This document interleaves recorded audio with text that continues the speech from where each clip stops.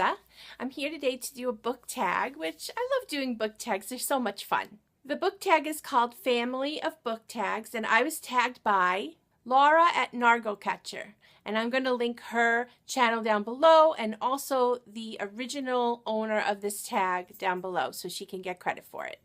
The first question is going to be a parent, and it says, a book that hugs you when you need it. So for me, I this year reread Anne of Green Gables by L.M. Montgomery, and I've read it before, I'm sure multiple times, and this just hugs me, this book. It's so fun and lighthearted, and I just absolutely love my Anne with an E. And this version, I think I've shown you before. I haven't done it yet, but the pages are marked so that you fold them, and then by the end of the story, you're coming up with a word on the edge. And the word for this particular book is joy, and that's how it will look. And Book Outlet sells these, and they're magnificent, beautiful books of some classics that they have there. So it would be fun to look into that if you were interested in getting a copy. The next family member would be another parent, and this parent is a book that gave you morals and rules to live by. Now, the first thing that comes to mind for me, because I'm a Christian, is the Bible.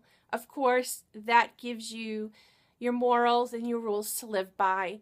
But over the past few years, I've also been going through some other things, and I'd like to share that with you.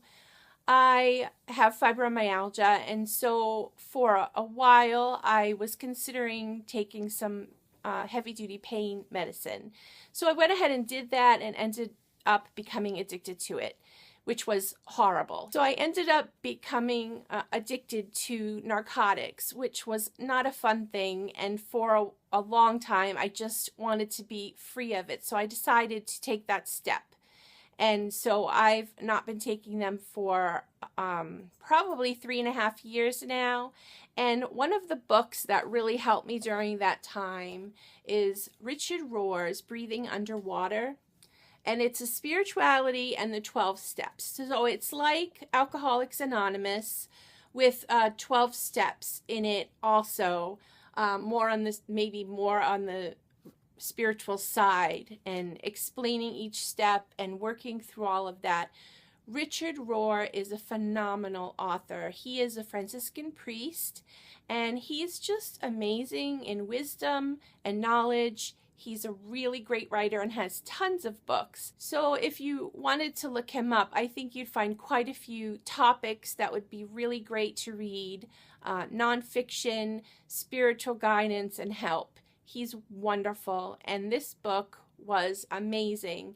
He actually does an online class of this as well, and so I took that online class and did it with a bunch of people, and it was just so phenomenal, amazing. I loved this book.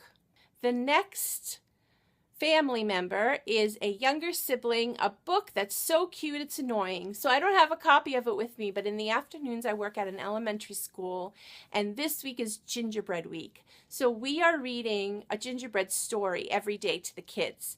And yesterday was my turn, and I read the story Gingerbread Baby by Jan Brett. Great story.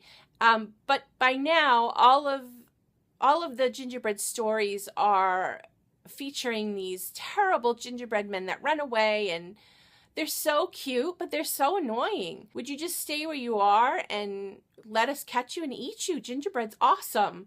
So anyway, that's my so cute but so annoying book choice. Next family member would be an older sibling. The book that nothing else lives up to. And okay, so I'm enamored by Harry Potter. I think most people are that read the series. I'm going to start rereading the series this year because it's been too long. And I just think the books are amazing. I'm going to see if I can read to one of my kids. Absolutely love the Harry Potter series. It's a book that nothing else can really live up to in my standard. The next family member is a grandparent, and the grandparent is an old favorite with wisdom and a certain smell. That cracked me up. My tag name for BookTube is Brand New Book Smell, and I love smelling books. I don't know if anyone out there does the same, but I absolutely love smelling books. So I was thinking about this and I'm saying, okay, what's an old favorite that smells? It's kind of really funny if you think about it. So the book that I chose is a book I've been reading over the past few years. It's actually a diet plan or an eating plan or a life plan, and it's called Trim Healthy Mama. And I absolutely love this way of eating. It's clean eating, and you are not eating any white sugar, white flour, that kind of thing, all the stuff we know is bad for us. So these two sisters developed a plan where you're eating either fats or carbs in a meal based with protein. That's the bottom line of it. But they lay it all out in this book. They give recipes, and I've used this so many times. It does smell. It's splattered with sauce and cheese and whatever else that of the recipe that I was making. I love these two girls. They're amazing. So this is an old favorite of mine. Actually, I have another book that's just a cookbook, and that's probably a whole lot older and smellier. So there's my Grandparent book. The next book is about an aunt or an aunt. I grew up, we call them aunts. Up here in Massachusetts, they call them aunts. It's quite confusing, but I've learned to go with either. So for an aunt, it's a book that you can read when you need to feel your emotions. So one book that I've read, what year was this published? Okay, so this book was published in 2013, and it's called Iscariot by Tosca. So everyone knows who Judas Iscariot is. He's the man that betrayed Jesus in the garden that led up to his crucifixion. But Tosca takes a twist on the book, and she shows you the life of this man that was indeed a friend of Jesus. And someone had to do the deed, and it ends up being Judas. Now, did Jesus forgive him for this, or what? He ends up hanging himself, but what was the end of him? What was Jesus thinking about him? What did Judas think about himself? It's a really interesting book. I encourage everyone to read it. It really is amazing, and it twists my heart in this place where I think there's hope for everyone is the theory of this book. So highly recommend to read Iscariot by Tosca. The next relative is an uncle, and it is the book that makes you laugh. Has anyone ever read this book? This is probably the funniest book I've ever read. It's a little racy in some spots, but it's mostly like the drawings, and I'm sure you've seen these characters before. This is hysterical, and anytime that I need a laugh, there are different sections, so I just go ahead and flip through it. It's really, really funny. So this would be my uncle of a book. And then finally, Your Child, the book that changed your life forever. So I've read a lot of books that I feel like have changed me inside, and I recognize them on my shelf immediately because they are beloved favorites of mine. I have a lot of children on my shelf, and they are recognizable very easily, but one of the first books I feel like has changed my life is called, it's not a great cover, it's just white. But it is called Velvet Elvis, Repainting the Christian Faith by Rob Bell.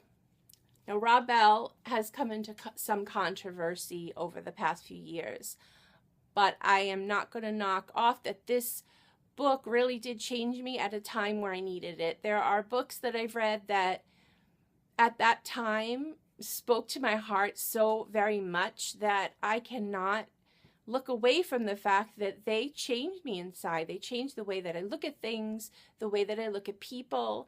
It's this book is about asking questions and not being afraid to put your thoughts out there and to talk about things. Life has so many ups and downs and different things that are going on, things we hate, things that we love. It's just this rumble-tumble place, and to not talk about the important things is wrong. So I appreciated this book at a time where I really needed to talk about some things, and he brought that up, and I absolutely love him for it. So while I have this white cover, I'm going to show you my beautiful nails. These are Jamberry. I'm sure everyone's heard of Jamberry stickers. They're nail wraps, and they're vinyl, and they're beautiful. So this is like the black and red plaid. And then on my last video, I talked about Binding Love and the scarves that they make and the money that goes toward girls that are in the sex trafficking trade. And then I went on their website and I found this scarf, which is the red and black plaid. So now I like want to wear the wraps and the scarf all the time because they match. It's so cool. But I'm so excited about that. I just had to show you really quick. So that is my family of book tags, and I am going to tag a few people down below, or if you just want to do the tag, it's a whole lot of fun going through all your books and looking at different things. So thank you for watching, and I am hoping to see you very soon. Bye.